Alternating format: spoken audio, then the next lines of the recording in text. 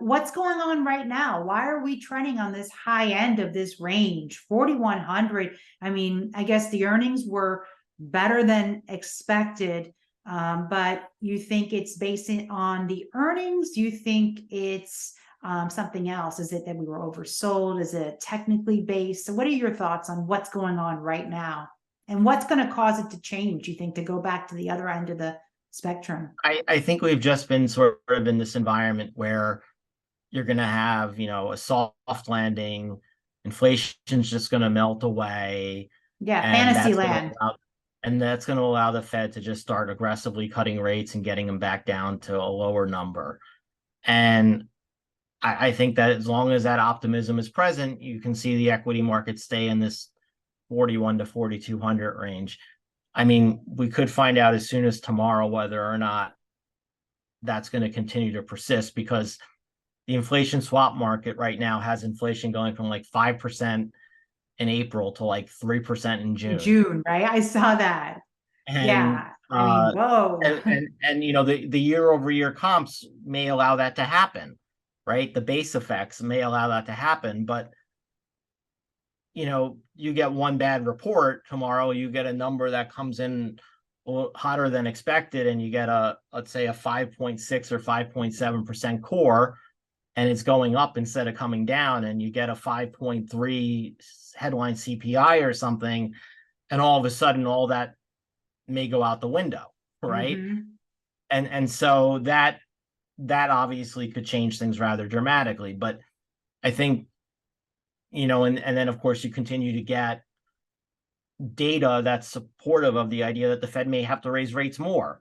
Mm-hmm. I mean, and so again, in a stagflation environment, which is what I think we're in, Mm-hmm. where you have persistently high nominal GDP growth driven by higher prices, the Fed's not going to cut rates. And so that may actually result in the Fed having to go higher than what people think right now. And so that's really the big risk, right? Is that all of a sudden the market wakes up and says, you know what? We're not going to have a soft landing, but we're not going to have a hard landing either.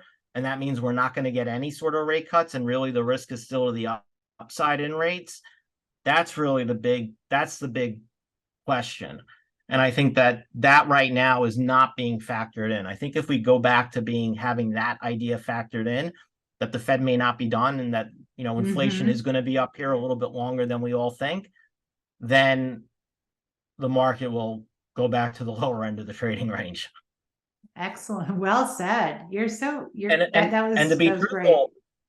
truthful, Mm-hmm. all you need is oil to go up back to $90 a barrel, and that whole, you know, Mm-hmm. that's what's been lowering the inflation rate, is oil and gasoline. Exactly. You push oil and gasoline prices up for 2 or 3 months, going into the summer.